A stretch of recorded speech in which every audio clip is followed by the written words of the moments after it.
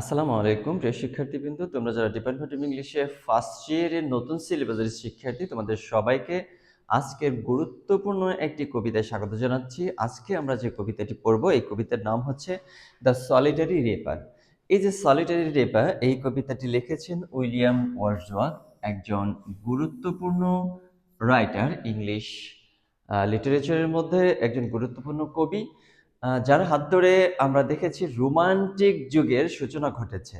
এখন এই যে কবিতাটি আমরা পড়ব, এই কবিতাটাও কিন্তু একটু রোমান্টিক কবিতা। তার আগে যদি আমরা একটু এখানে শব্দগুলো দেখার চেষ্টা করি, যে টাইটেল যেটা রেখেছে, সলিটারি মানে হচ্ছে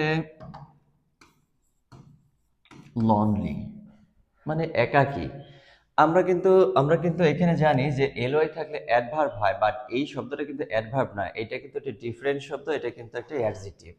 রিপার, রিপার তো আমরা জানি যে হচ্ছে মানে ফসলগুলো কাটে, যে হচ্ছে ফসলগুলো সংগ্রহ করছে, রেপ করছে, কাটছে, মানে একাকী একজন মানুষ কি কাটছে, ফসল কাটছে।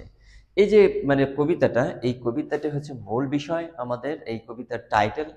এখন আমাদের এইখানে গুরুত্বপূর্ণ কিছু বিষয় আমরা জানি যে কোন একটি কবিতা ভালোভাবে বুঝতে গেলে কবিতাকে অবশ্যই আমাদের ভালোভাবে কবি পরিচিতি সম্পর্কে জানা থাকতে হয়।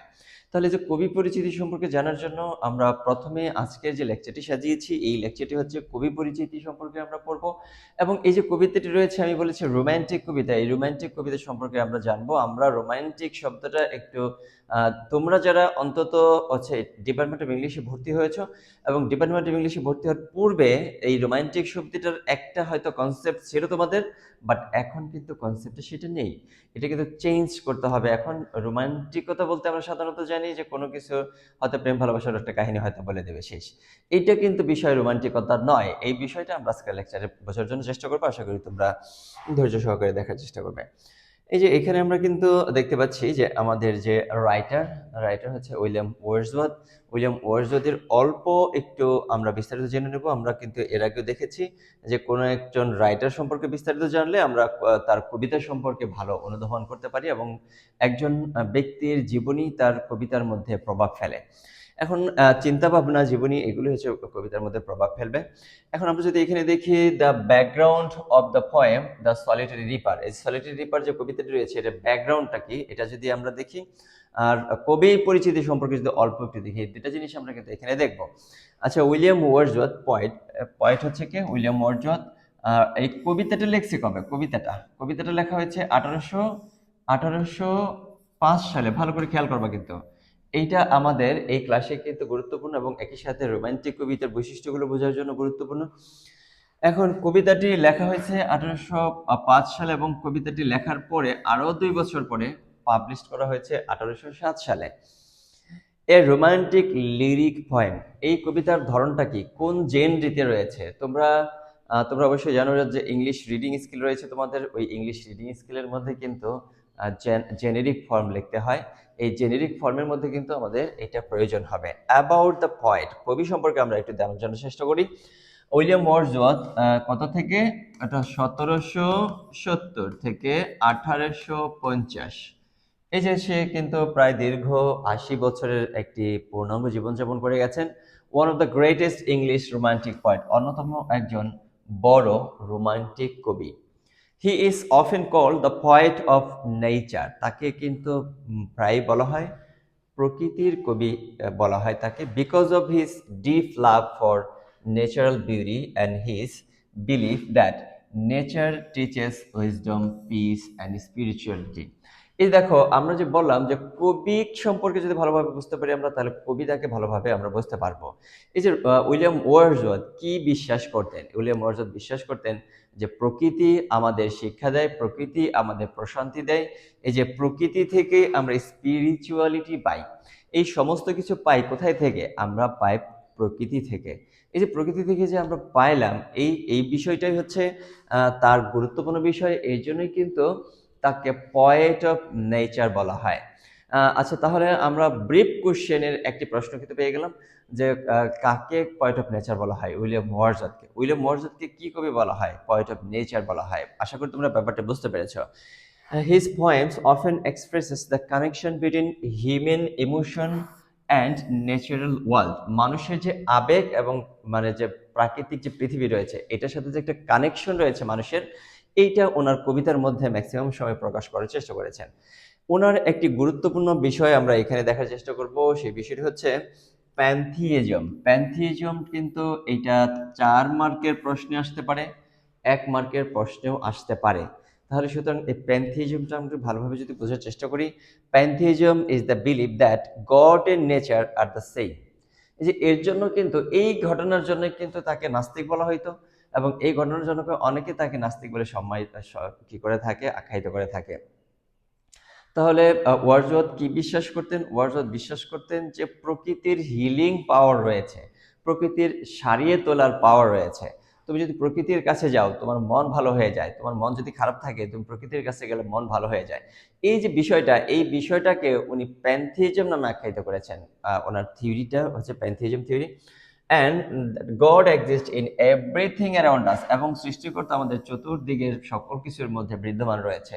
In the tree, river, mountain, animal, even in people, এই সমস্ত কিছুর মধ্যেই কি রয়েছে? সৃষ্টিকর্তার উপস্থিতি রয়েছে, সৃষ্টিকর্তা বিদ্যমান রয়েছে। It teaches that the whole universe is filled with the presence of the divine. এর মানে পুরো পৃথিবীটাই, পুরো বিশ্বটাই হচ্ছে ডিভাইন দ্বারা কি করা রয়েছে, আচ্ছাদিত করা রয়েছে। এরপরে যদি দেখি William Wordsworth poetry reflect pantheism because he saw nature as something holy, প্রকৃতির মধ্যে সব কিছু পবিত্র কিছু পায়, জীবন্ত কিছু পায়, ফিল্ড উইথ গড স্পিরিট, সৃষ্টিকর্তার যে স্পিরিট রয়েছে সেইটাতে পরিপূর্ণতা পায়। He believe that nature has a healing power, সে বিশ্বাস করে যে প্রকৃতির কি রয়েছে, প্রকৃতির রয়েছে সারিয়ে তোলার ক্ষমতা। It can calm the mind, এটা মনকে শান্ত করতে পারে। কমফোর্ট দ্য হার্ট, হৃদয়কে আমাদের কি করতে পারে, প্রশান্তি দিতে পারে। Bring peace to the soul, আমাদের আত্মায় শান্তি নিয়ে আসতে পারে। In poem like the solitary reaper and the Tintern Abbey, Wordsworth feels a deep spiritual connection with the natural world. আমরা দেখতে পাচ্ছি যে এই যে দুটো কবিতা, যে কবিতাটা আজকে আমরা পড়বো, এইখানে কিন্তু স্পিরিচুয়াল ওয়ার্ল্ডের সাথে একটা কানেকশন উনি পেয়েছেন। Finding peace, wisdom, divine beauty in simple scene of rural life. আচ্ছা, আশা করি তোমরা এই ব্যাপারটা বুঝতে পেরেছো। এখন আমরা কবি সম্পর্কে একটু জানার চেষ্টা করলাম, যে কবি সম্পর্কে আমরা কি জানতে পারলাম। আজকে কবি সম্পর্কে জানতে পারলাম যে আমাদের উইলিয়াম ওয়ার্ডসওয়ার্থ উনি কিন্তু প্রকৃতি নিয়ে লিখতেন, প্রকৃতির মধ্যে উনি সময় কাটাতে পছন্দ করতেন। একই সাথে ওনার কিন্তু একটা থিওরি দিয়েছেন প্যান্থিজম নামে, যে তুমি যদি প্রকৃতির কাছে যাও প্রকৃতি তোমাকে হিল করে দিবে, প্রকৃতি তোমাকে সারিয়ে দিবে। মন যদি অশান্ত থাকে শান্ত করে দিবে, তুমি যদি মন খারাপ থাকে তোমার মনকে ভালো করে দেবে। এই যে বিশ্বাসটা, এই বিশ্বাসটাকে উনি প্যান্থিজম থিওরি হিসেবে পরিচিতি ঘটিয়েছেন। তাহলে হোয়াট ইজ প্যান্থিজম, এই প্রশ্নটা আমি আরো বিস্তারিত আমার longolvideo.com এর ওয়েবসাইটে, তোমরা যেখানে ভিডিওটি দেখছো এখানে দেখো, তোমরা যারা এখান থেকে খুব সহজে প্রশ্নটা মুখস্থ করতে পারো। এই যে আমরা যে কবিতাটি আজকে পড়বো, কবিতাটি যেটি পড়বো আমরা, এইটার হচ্ছে ইলাবোরেটেড ব্যাকগ্রাউন্ডটা আমরা একটু দেখে নেব। ব্যাকগ্রাউন্ডটা সলিটারি রিপার, সলিটারি রিপারের ব্যাকগ্রাউন্ডটা আমরা যদি দেখি, the solitary reaper was written by William Wordsworth in, এখানে কিন্তু কত সালে লিখেছিল, বারবার বলতেছি, এখানে 1805 সালে, এটা মনে রাখবে। And letter published in 1807 in his famous collection poem 2 volume. আচ্ছা দেখি, এখানে তিনি হচ্ছে পাবলিশ করলেন। It is one of the finest example of romantic poetry, এই যে রোমান্টিক পোয়েট্রির অন্যতম গুরুত্বপূর্ণ একটা উদাহরণ। আমরা কিন্তু রোমান্টিক কবিতাটা কি, এই যে রোমান্টিক কবিতাটা কিন্তু আমরা পরবর্তী ক্লাসে বুঝে নেওয়ার চেষ্টা করব, কারণ এই কবিতাটা যেহেতু রোমান্টিক কবিতা, এই জন্য হচ্ছে আমরা রোমান্টিক কবিতাগুলো সম্পর্কে একটু জেনে নেব। আমরা এখন হচ্ছে ব্যাকগ্রাউন্ড জানছি, কবিতার যে ব্যাকগ্রাউন্ড এবং কবি পরিচিতি, এই দুইটা বিষয় সম্পর্কে জানার চেষ্টা করছি। এখন এইখানে হচ্ছে উনি কি করেছেন, showing the poet's deep love for nature, rural life and human emotion. আচ্ছা, এখন এইখানে দেখি, এইখানে ব্যাকগ্রাউন্ডটা আমরা একটু দেখার চেষ্টা করি, ভালো করে খেয়াল করবা যে Wordsworth wrote this poem after his tour, সে কিন্তু একটা ট্যুরে গিয়েছিল। কোথায়? স্কটিশ হাইল্যান্ড, হাইল্যান্ড, আইল্যান্ড কিন্তু বলেন, এখানে হাইল্যান্ড বলেছে। এর মানে স্কটল্যান্ডের একটা পাহাড়ি অঞ্চলে উনি ঘুরতে গিয়েছিলেন, স্কটল্যান্ডের একটা পাহাড়ি অঞ্চলে উনি ঘুরতে গিয়েছিলেন। ভালো করে খেয়াল করবা কত সালে ঘুরতে গিয়েছিলেন, এই যে 1803 সালে। এখন হচ্ছে উনি কত সালে কবিতাটি লিখেছেন? 1805 সালে। আর মানে কি? ওই যে ঘুরতে যেদিন গেলেন, ওই দিনই কিন্তু কবিতাটা লেখেন নাই। ঘুরতে যাওয়ার বহু মানে দিন পরে, ২ বছর পরে উনি কবিতাটি লিখেছেন। এই ব্যাপারটা আমাদের রোমান্টিক কবিতার একটা বৈশিষ্ট্য বোঝার জন্য অত্যন্ত গুরুত্বপূর্ণ, এটা মনে রাখবে। আচ্ছা, আমি পরবর্তী যে রোমান্টিক কবিতা পড়বো সেখানে তোমাদের আবার এটা নিয়ে আলোচনা করবো। উইথ হিজ সিস্টার ডরোথি, তার বোনের সাথে। ডরোথি নামের তার বোন ছিল একজন। এই যে ডরোথি কিন্তু আরো পরবর্তীতে তোমাদের প্রয়োজন হবে, টিনটা নেবে যখন পড়বা বা অন্যান্য কবিতা পড়বা, দেখবে যে ডরোথির কথাটা বহুবার চলে আসছে, তার বোন, ছোট বোন। আচ্ছা, ডিউরিং দিস জার্নি, এই জার্নি ব্যাপী দে স এ ইয়ং হাইল্যান্ড গার্ল, এখানে জার্নির সময় ওই যে পাহাড়ি একজন যুবতী মেয়েকে দেখেছিলেন। ওয়ার্কিং অ্যালোন, কিভাবে কাজ করছে? একাকী কাজ করছে। ইন আ ফিল্ড, কোথায়? একটা ফিল্ডের মধ্যে, একটা মাঠের মধ্যে। Cutting and binding grain while singing, এই যে যখন সে গাছগুলো এগুলো কাটতেছিল, আমরা একটু দেখে নিই। এই যে যখন সে এগুলো কাটতেছিল, যখন সে এই যে ফসল কাটছিল, যখন সে করছিল, তখন কিন্তু সে কি করছিল? গান গাচ্ছিল। এই যে গান গাওয়ার সময় কিন্তু এই পাশ দিয়ে কি করছিল? কবি, কবির বোন দুইজনে কি করছিল? পাস করে যাচ্ছিল। এই যে পাস করে যাওয়ার সময় কিন্তু সে এই গানটা শুনলো। এই যে গানটা কিন্তু শুনলো, ভালো করে খেয়াল করবো, এটা আমরা ব্যাকগ্রাউন্ড দেখছি। আচ্ছা, কি করছে সে? Cutting and bind grain while singing sad song, কি গান গাচ্ছে? বিষাদের একটা গান গাচ্ছে, বিষাদের গান, আনন্দের গান কিন্তু গাচ্ছে না। ইন গেলিক, আচ্ছা লোকাল স্কটিশ ল্যাঙ্গুয়েজ। গেলিক হচ্ছে লোকাল স্কটিশ ল্যাঙ্গুয়েজ, স্কটল্যান্ডের একটা ভাষা। Although Wordsworth could not understand the word, যদিও ওয়ার্ডসওয়ার্থ এই যে ভাষাটা, গানের ভাষাটা, এটা কিন্তু উনি বুঝতে পারেননি। অফ হার সং, তার গানের, he was deeply touched by the beauty, কিন্তু সে গভীরভাবে স্পর্শ করে গেল তার হৃদয়কে, তার হৃদয়কে গভীরভাবে স্পর্শ করে গেল। কি স্পর্শ করে গেল? তার হৃদয়কে এই গানের সুরটা, সিম্পলিসিটি, এই সহজ সরলতাটা, এবং ইমোশন, এবং এই আবেগ, ইন হার ভয়েস, তার ভয়েসের মধ্যে যে আবেগটি রয়েছে, সেই আবেগটাও তাকে স্পর্শ করে গেছে। আশা করি তোমরা ব্যাপারটা বুঝতে পেরেছো। The scene remained in her heart and inspired him to write his poem 2 years later. এই যে এই দৃশ্যটা, যে দৃশ্যটা সে দেখলো এখানে, যে দৃশ্যটা সে দেখলো, এই দৃশ্যটা যে পাস করে যাওয়ার সময় যে দৃশ্যটা সে দেখলো, দূর থেকে তাকিয়ে সে দেখলো, একটু দাঁড়িয়ে থেকে, সে কিন্তু একটু দাঁড়িয়ে থেকে একটু অবলোকন করার চেষ্টা করলো। এই যে মহিলাটা একা একা, ইয়াং লেডি, ক্ষেতের মাঝখানে সে গান গাইছে, পাহাড়ি একটা অঞ্চল। এখানে সে যে দেখলো, এই দৃশ্যটা তার হৃদয়কে এমনভাবে স্পর্শ করে যায় যে সে এই দৃশ্যটা 2 বছরেও কিন্তু ভুলতে পারেনি, এবং তার মাথায় বারবার কাজ করতেছিল এই বিষয়টা। এবং এইখান থেকে সে ইন্সপায়ার্ড হয়ে, যে এই কথাটা থেকে সে কিন্তু গানের সুরটাও বোঝে নাই যে কি অ্যাকচুয়ালি সে বলতে যাচ্ছে গানের মধ্যে, কিন্তু গানের যে করুণ সুর, গানের কথা কিন্তু সে বোঝে নাই, কিন্তু সুরটা তার কাছে এমন স্পর্শ করেছে।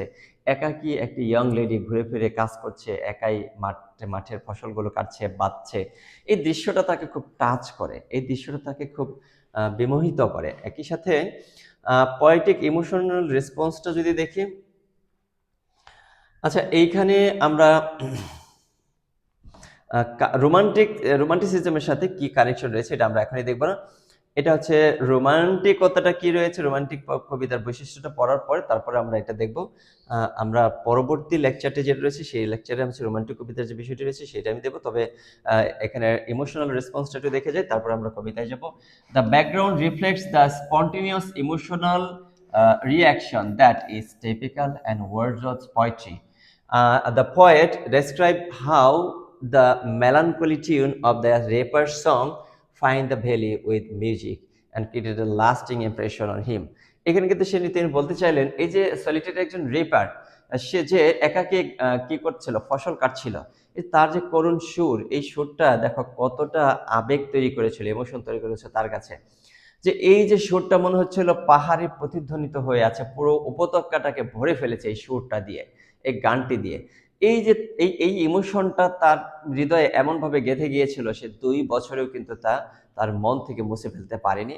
এবং এই শেষে 2 বছর পরে 1803 সালে এই জার্নিটা করেছিল এবং দেখেছিল, 1805 সালে যায় কিন্তু সেই কবিতাটা আবার লেখা শুরু করে। তাহলে আশা করি তোমরা এই কবিতার কবি এবং কবিতার যে ব্যাকগ্রাউন্ড এই দুটি বিষয় তোমরা বুঝতে পেরেছো, এবং তোমাদের যদি কোনো প্রশ্ন থাকে তাহলে তোমরা অবশ্যই আমাকে লাইভ ক্লাসে প্রশ্ন করতে পারবে। তোমাদের যারা আমার এই ব্যাচগুলোতে রয়েছে, পেইড ব্যাচগুলোতে, তোমরা অবশ্যই আমার লাইভ ক্লাসগুলোতে প্রশ্ন করার চেষ্টা করবে বা অংশগ্রহণ করবে। তোমরা যদি এই অংশের যেদিন সময় দেবো সেই অংশে যখন তোমরা পড়ে আমাকে প্রশ্ন করবে, আমি ইনশাল্লাহ তোমাদের উত্তরগুলো দেওয়ার চেষ্টা করব। একই সাথে তোমাদের ধন্যবাদ জানাচ্ছি আজকের এই লেকচারটিতে অংশগ্রহণ করার জন্য, এবং একই সাথে আহ্বান জানাচ্ছি তোমার বন্ধুদের লঙ্গলের সাথে সম্পৃক্ত করবে। ধন্যবাদ সবাইকে।